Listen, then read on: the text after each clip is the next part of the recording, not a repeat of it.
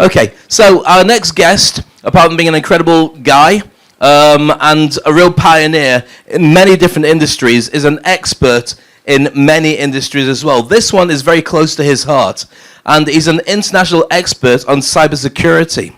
And with that, he travels around the US and now around the world, advising companies, corporates, colleges and schools, and many parents about the need to protect your information, your data, and your connection with the world. Get it right, and your business runs brilliantly. You get success, money, everybody's happy. Get it wrong, and before you know it, your data has gone elsewhere. You're plagued by lots of bad things, and you have no idea where it came from. Make sure you take a note of what's going on here. If you need to, collect the audio, but definitely connect with him. He is top in his game. Put your hands together, Mr. Frank Mulcahy. A recent study from the Poneman Institute states the average identity theft breach can cost a company $13 million.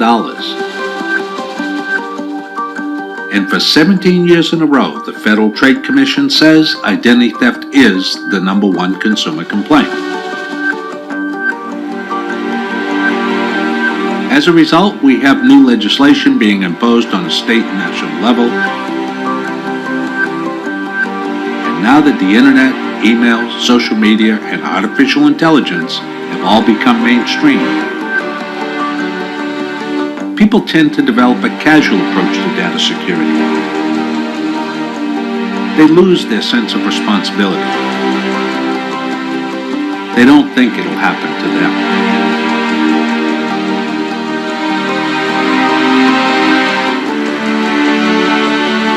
I find companies spend an incredible amount of money and resources on firewalls, software, and IT departments.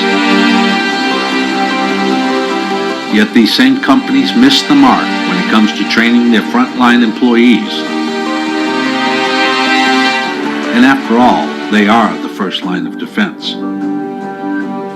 My name is Frank Mulcahy. I'm a professional keynote speaker, and I focus on behavioral and technology trends to help companies increase efficiency and profitability, and to help them avoid the devastating impact of data breaches and identity theft.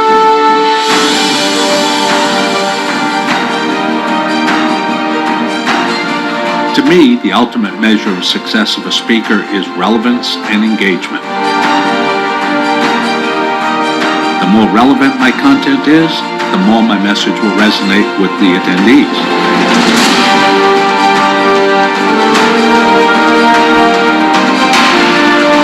I believe that meeting planners want knowledge, vibrant interaction, and buzz. They want their attendees to be inspired with fresh insights and ideas. I always challenge the attendees to question the status quo. I want them to think differently. I want them to become vigilant and to embrace meaningful change. That's the value of an outside speaker. Getting people to think differently, to challenge basic assumptions, and to become vigilant of potential new risk. A casual approach to cybersecurity can often stifle creativity, growth, productivity, and profits. And it can also cause great harm to staff members, customers, and the corporation. An effective speaker can be the catalyst for strategic thinking, disruptive innovation, and changes in behavior. That's what I do. That's what I'm passionate about. My primary message helps individuals and companies realize we can defeat identity theft and data breaches, and together we can deter, detect, and defend against these threats. Thank you. Thank you.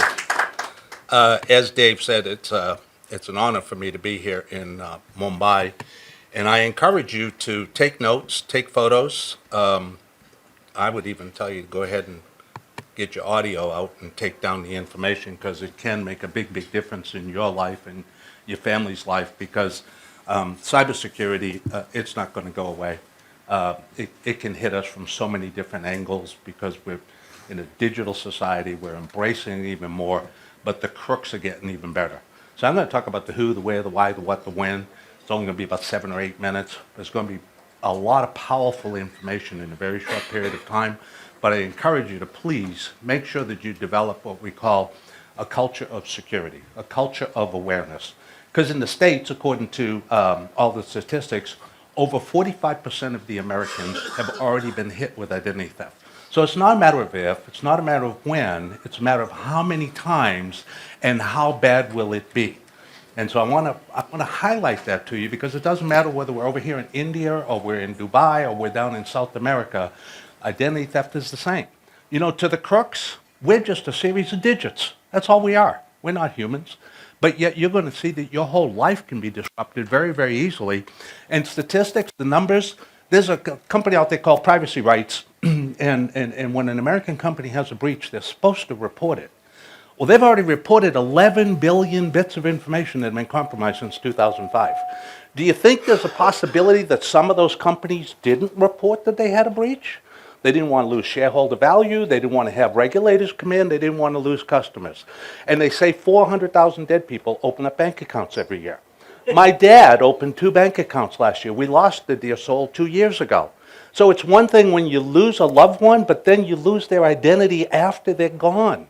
And then they said that the Secret Service said that trafficking of data has surpassed the profitability of trafficking of drugs.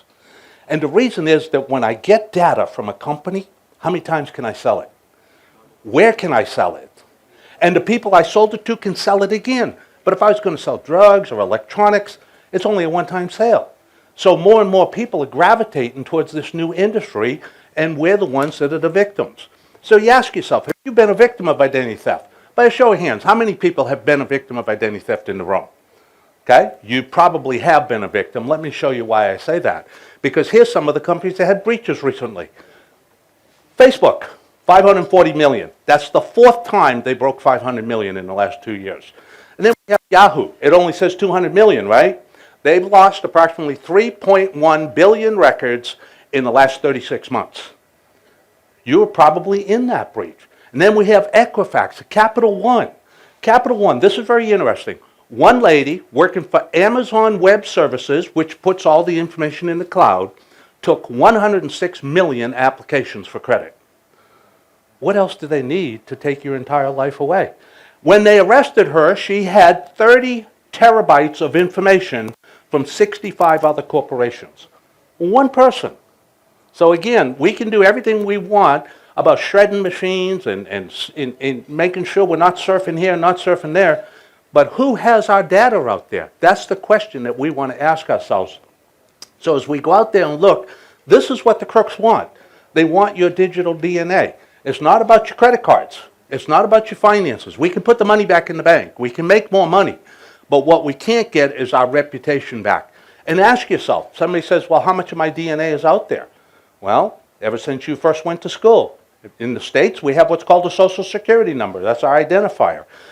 You know, every time I got a job, every time I joined a health club, every time I got a hunting or a fishing license or sent the kids away to school, got jobs, all that information is out there and we can't get it back in. And when the crooks get a hold of this information and they start to play with it, we could be arrested for fraud, for forgery, for theft, for impersonation. And when the police come and arrest you, what are you going to say? You got the wrong person. Have you ever seen a law enforcement person that had somebody come up and said, oh, thank God that you finally got me, take me off to jail? It doesn't happen. You know, I used to be a military police in the United States Army. And, you know, arrested many, many people. The brigadier, same thing.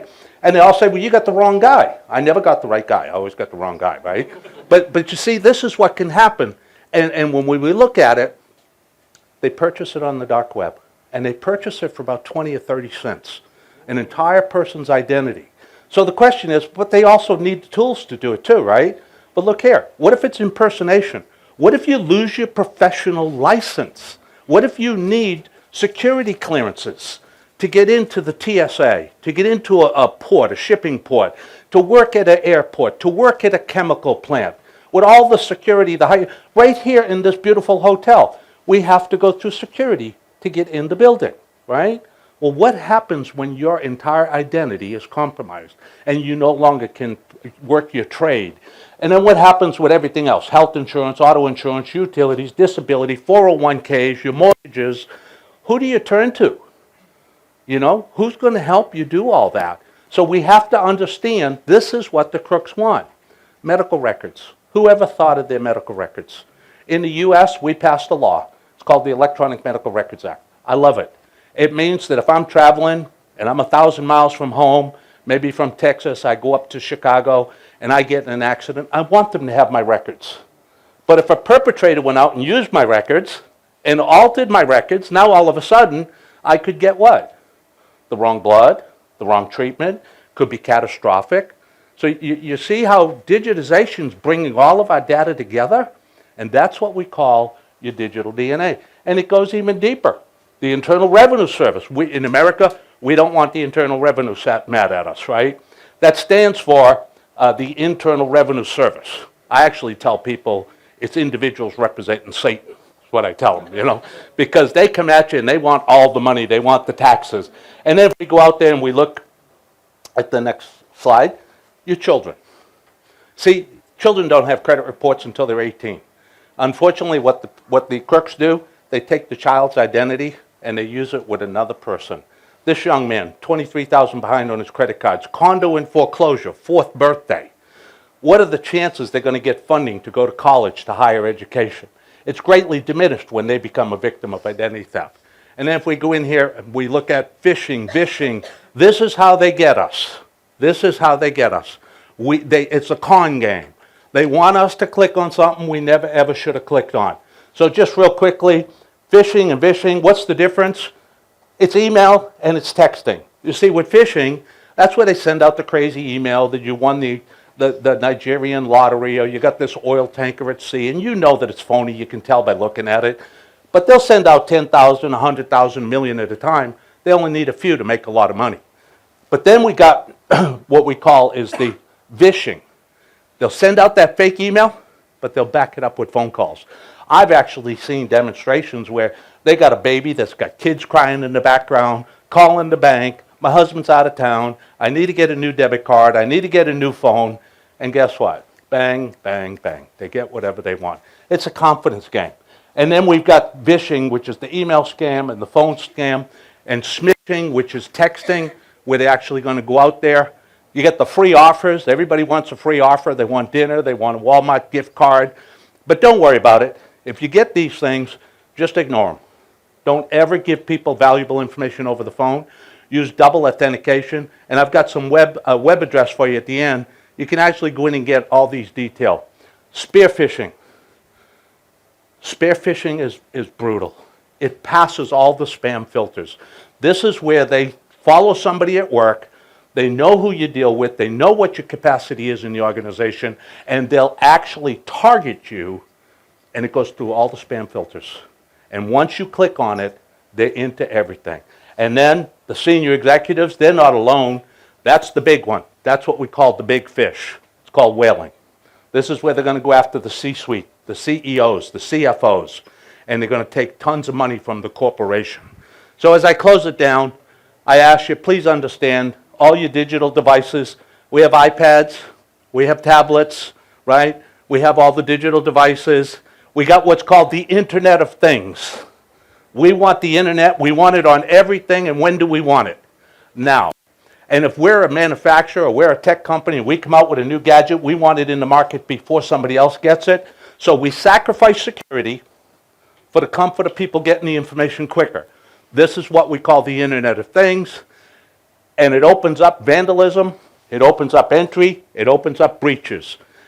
You got the dark web, the deep web. This is where all the counterfeit stuff is sold. And all they got to do is put the Tor browser and they're in the dark web. They can buy heroin, ecstasy, morphine, speed, ship it by Federal Express using our stolen identity. So when the authorities intercept it, who do they come to? they come to us. Then they got driver's license, hacking, online courses, how to become a cyber crook. If you don't want to go take the course, you can go in and hire a hacker for $35. They'll break into anything. And then, of course, they can go to conferences just like we are here today in Mumbai. They can go in and learn how to do it. So here's what you need to do. You need to be ever vigilant. All of your mobile devices, all of your malware, your smart TVs, the baby monitors, the security systems, the cell phones, even the Ring doorbell. How many people have heard of the Ring doorbell? It's huge in the States, right? You know, my wife can be 100 miles away, and if somebody comes up the drive, the Ring doorbell tells us it's being hacked. It's owned by Amazon. He's got more money than anybody else on the planet, and he can't even get a doorbell to run without being breached. So again, we have to be careful. We have to be ever vigilant, because like I said in the video, nobody's going to do it. Please take a picture of this slide. Please. How many people here have, I'm going to close with this, how many people have antivirus software on your mobile device?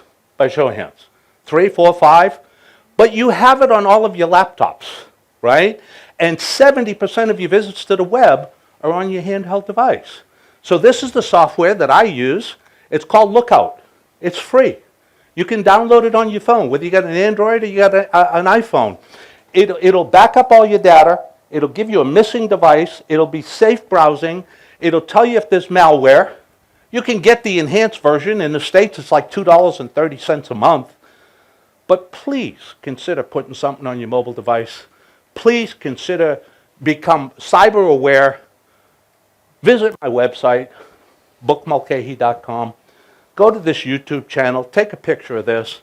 I've got about 20 of them out there now. I'm going to load another 50 over the next month.